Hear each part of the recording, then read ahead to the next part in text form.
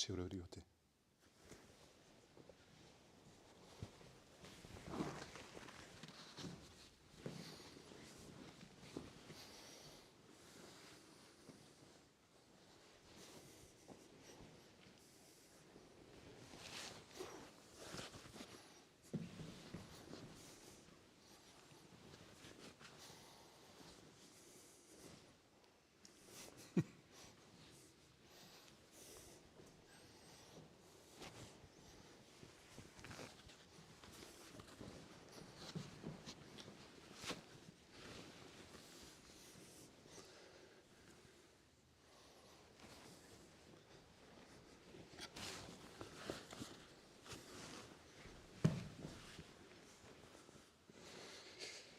Ikkiをどうぞ。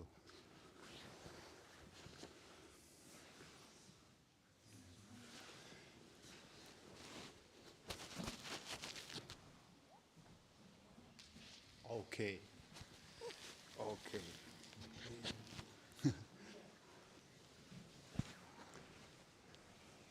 That's a topic what occurs again and again. I'm sure I was just asking myself, maybe that was like 4 or 5 weeks ago that we did exactly Ushiro Todori entrance or form in the Friday basic class YouTube show.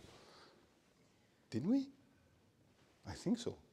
It always comes up at some point when I ask myself, like, what could we practice? And then it starts something like technical, difficult, right? Now, how to say, Claudio, now, think about, first of all, what could be a reason for the opponent as an attacker comes into my back? Okay, if we would say we practice a form, just formal way of Ushiro Todori, we actually could start from this position. So that we just recognize how does it feel when the partner stands behind me and takes control over my body by his double hand grasp. Now, in this specific situation, we would then practice while we are not able to watch what's going on now, to influence the partner's position and creating kuzushi. Okay? This could be a beginner's, let's say, exercise, to just be in this situation. My both hands are behind my back. Claudio's taking control. I have to adjust to that and make him come in front of me. Okay. That would be the basic routine or technique in our understanding for Ushiro Todori. I say that often, there's different understandings in different kind of styles or let's say schools or ideas. For instance, this situation where my hands are behind my back is typically Endo Sensei's advice or style, because he says it has to be like that and not somewhere here. My first, and I'm sure your first learning of Ushiro Todori was completely different from the entrance and from the position. It would have never occurred that we have our hands behind the back. So, but now we have it. The question is there a proper foundation or basic behind that situation? Why it comes to this situation? So this is what I try to explain first. Now, if you want to attack, why could it occur that the partner ends up behind my back? What do you think? Or if I would attack, how or why would I come into his back, behind his back? Because he puts up something I need to do, and because I need to react to his offer. Okay, yeah, so now I ask more simple. Do you know any form or skill by yourself, if you practice Aikido, where you go into the back of the partner? Do you know any movement? Doesn't matter if it is from Uke or from Tori side, maybe I ask now from Tori side, where you would apply the understanding to enter behind the back of the partner? Ura. Ura could be, but it's maybe different positioning, but Ura could be. Something else? Irimi.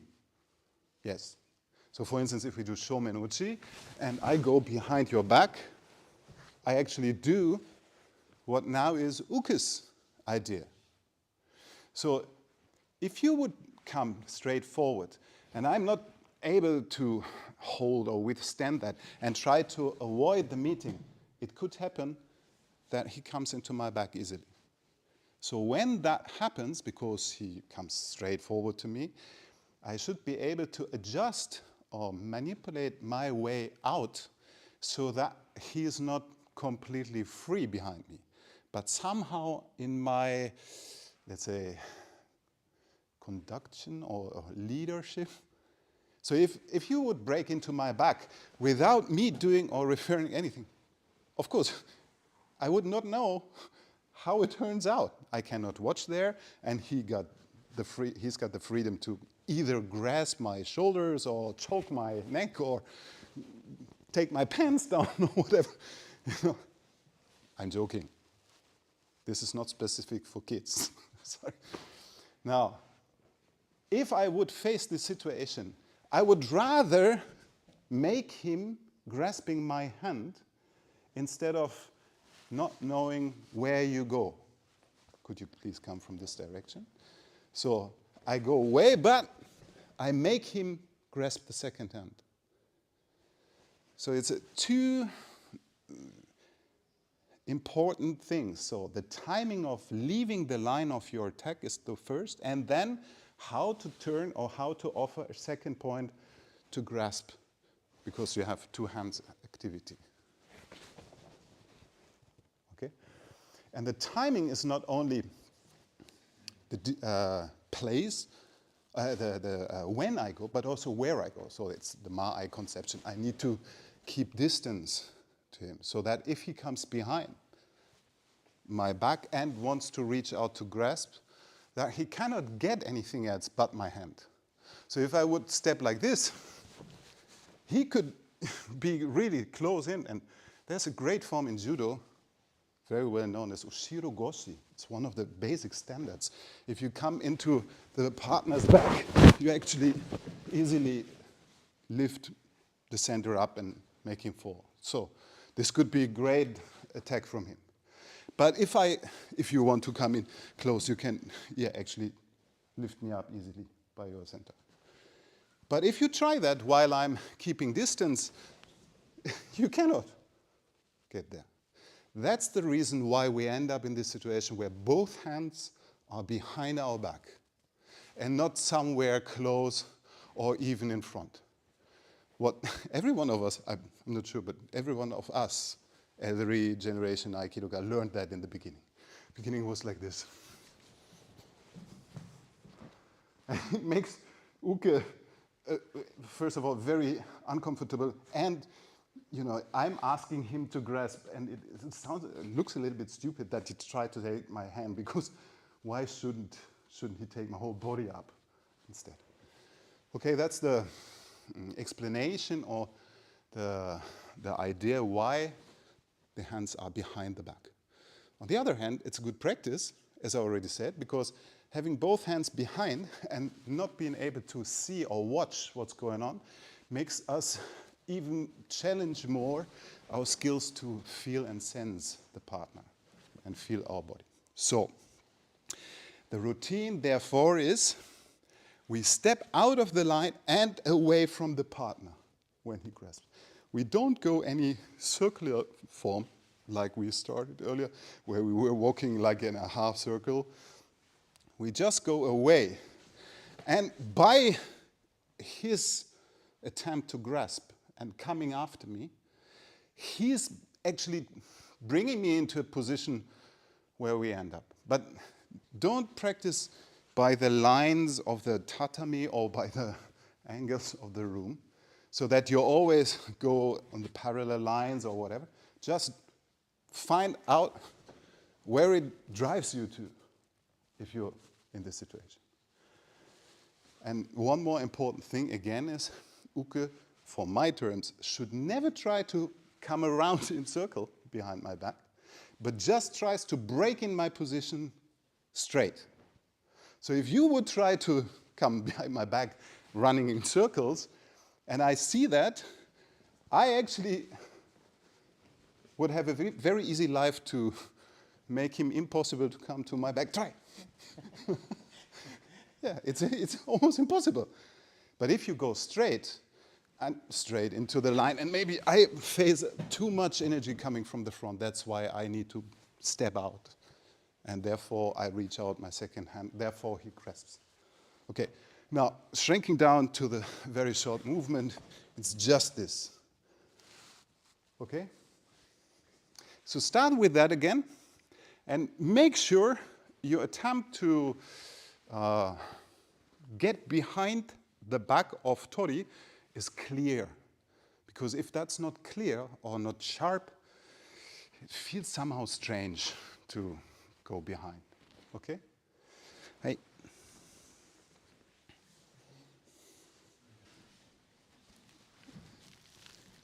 Okay. Yeah, let's go one step further in explanation for what happens. What's happening between uke and tori. Now, I want to discuss another thing. The last time we practiced the ushiro was, I think we already spoke about that as well, but it's an important thing, I think. Now, if we are talking about this intensity change, like already explained, because uke wants to really break into the position of tori, and by that there comes more energy. Usually we tend to stiffen our arms, and then it feels like rough or harsh or a little bit like stiff. Now, I would recommend not to put more intensity to your shoulders or arms, but to your center and leg work. So if I attack, my arms actually can be soft, but I really want to get into the position by my center. Maybe you felt my connection or my arms were touching softly, but you could not keep your position, and I was actually coming after you, and my center was there. Now, instead of, I can again, doing a lot of push by the arm, what creates then a feeling of, oh, I have to hold against it within the arms of tori usually. It would be like center comes up, but arms are still free or soft. Now, why should I have soft arms instead of strong? I remember sometimes when I was studying, or we were studying, we ended up in the situation, especially as tori, that uke comes and locks with a lot of power the arms, holds like kind of like this, down or strong, with a lot of, like force. But this is not functional. Because if we would use this kind of power or force as uke, we would actually contradict the training of tori. We are trying to learn how not to use physical force when we are tori, but when we are uke, we're putting like everything in. It's like 50% of the time in the training, we're training the opposite side of what we want to learn. I would recommend that if I attack, if you come here, you're not putting force to your hands and arms, but to your center and your leg work, and your arms are soft, because then you can use the same principles as uke to off-balance tori. If tori would be, not aware or too late or stiff, and you come and know how to manipulate his position, of course, it's much easier to take your balance instead of if I'm trying to be stiff and strong and then react on that. So usually our basic understanding, our basic routine is like, I don't push you down, I don't pull, I just use my leg work in my center, and soft arms because we know we put the partner on the limits of his stance, and that's why his structure collapses. Could be also by extending to the back, but it's not that I push him, because actually then I lose my balance and he can take that easily.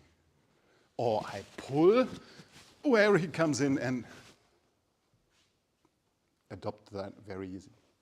No, we are relaxing. Now, for both of us, it's the same here. It's because I relax my arms, but I put my center in connection behind. That's why we can manipulate tori, easily, with the same understanding of how to use the body. And we, 100% of the time while we're practicing the same principles. Now, again, of course, that's always, it seems to be strange. If we rise intensity by the awareness of how to attack sharp or more intense, we used to also rise the tension in our arms.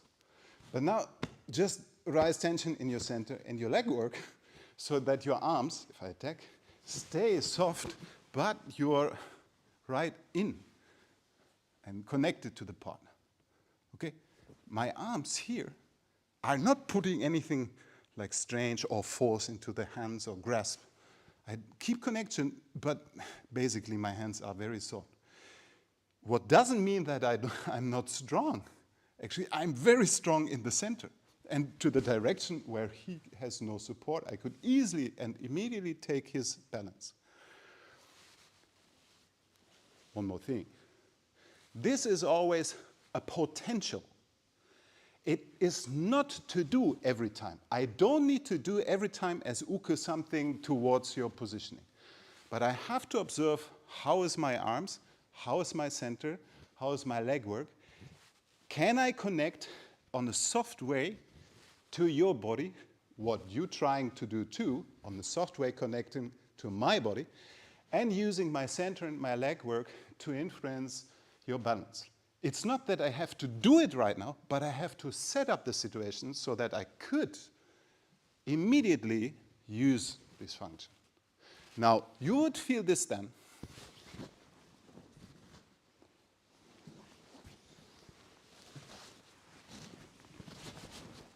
I'm giving like soft uke. I'm not hard at all. And I follow you. And it's nowhere stressed by my hands or arms. But if you would have a break or make a mistake using force or using stiff arms, I would be immediately there. Without any, let's see, never being late. Can you see what I mean? That changes the quality of uke and tori relation, I think, profoundly, because it never feels somehow stiff or strong or stressful, even though the potential for an immediately upcoming effect of kuzushi from both sides, uke as well as tori, is always there. Try. Okay.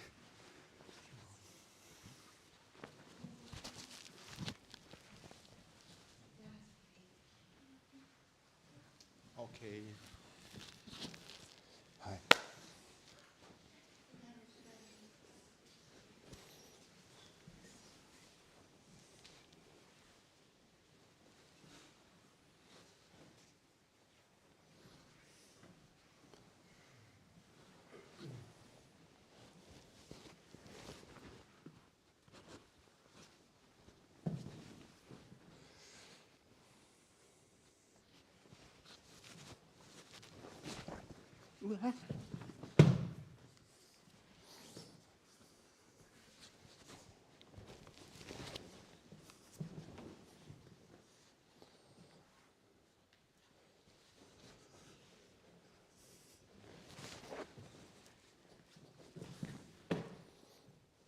This always reminds me of our Spanish friends, because it feels like dancing flamenco or something like that. Or tango could be also. But usually in tango or flamenco, you never put the partner out of balance to the ground. That's the only difference. But can you see? Okay, first I'll ask. It's a rhetorical question for the YouTube community. Please answer in the comments. I check that later. By what I'm taking Uke's balance?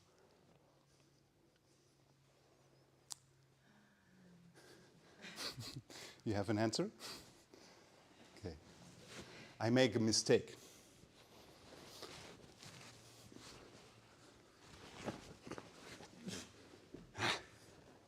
Okay, arms. Doesn't work.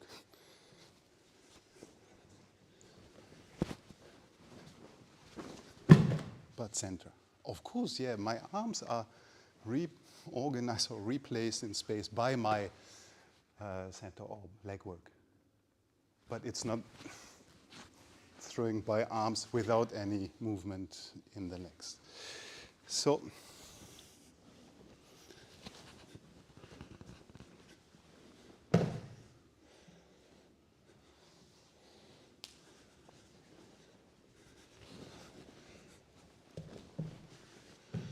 hi, try this one.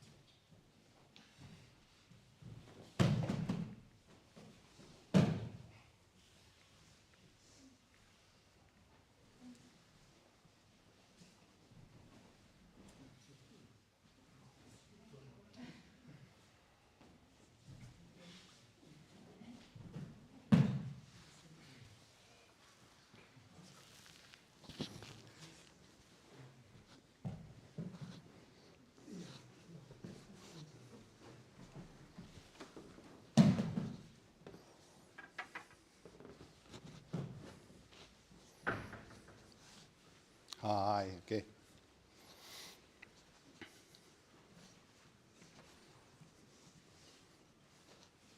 So, students who are also training with Kuribayashi Sensei from Honbu Dojo will know this explanation already. Maybe I have taken this out already.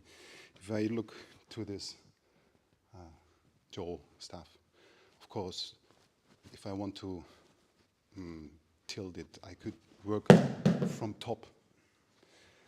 Correct. But everybody of you knows already you could also work from the bottom. So in this form, actually, you could use this understanding because it's both possible to influence the partner. If we come to this position, it could be on the upper level as well as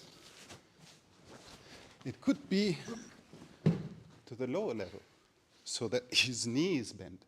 Before it was the upper body what went out of the balance or out of upright position. The second time it was the knees. Now, more details. Sometimes you may feel from here that you make the partner move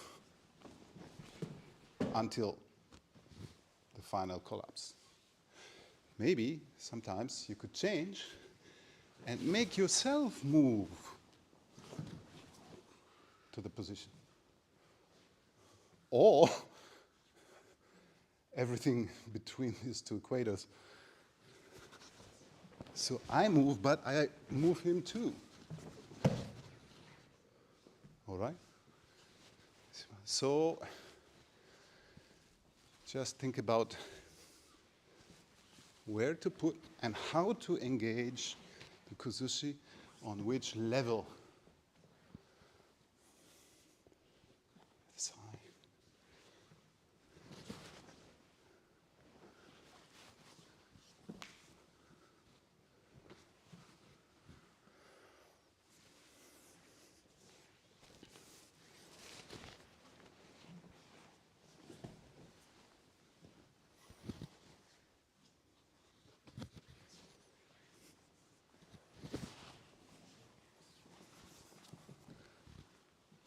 Okay?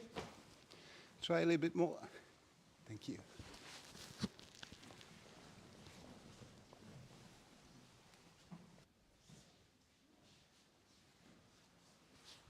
Okay, one last advice.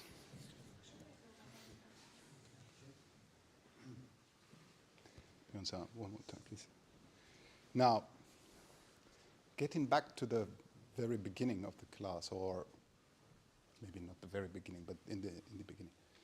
We have already shown that in this kind of practice or understanding, we don't push, pull, or bring somehow strength to our upper body to make the partner move.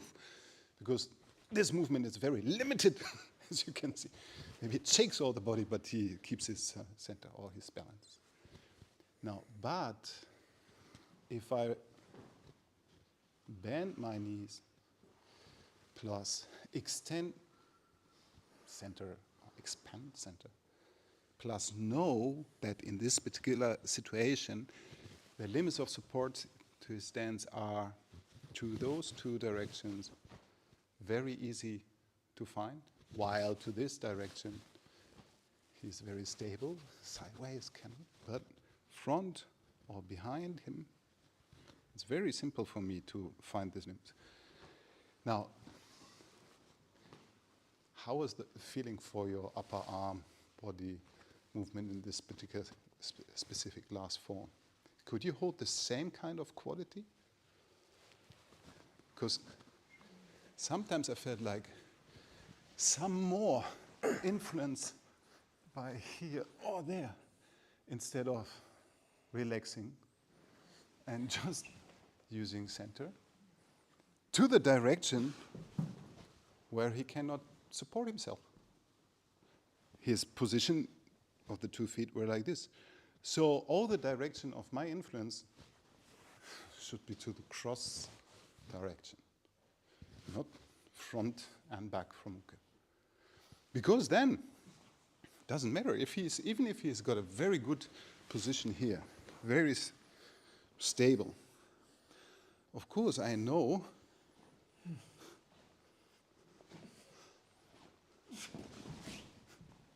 he will collapse sooner or later. I didn't do anything beside using my legs and the distance position.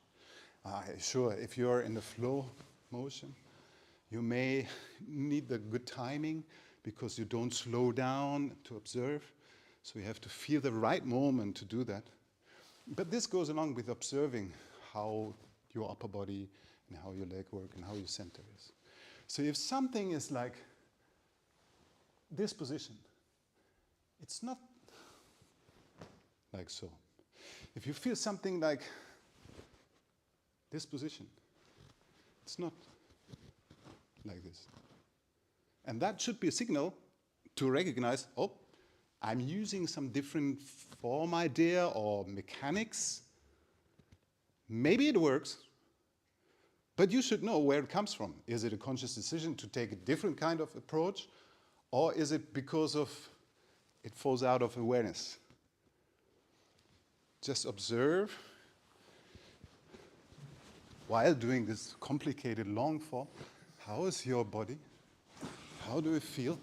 And what do you use to give the partner final kuzushi? Okay, one more minute. Change partner.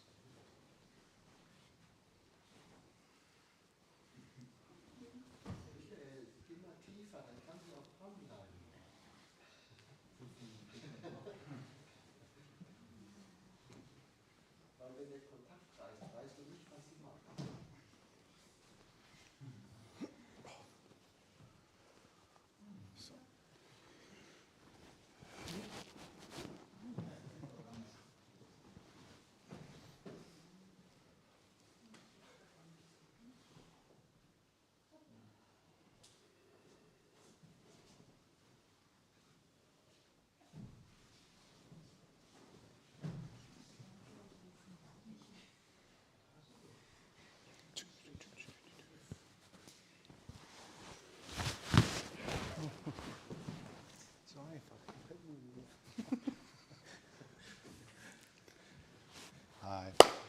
Okay. 終わります。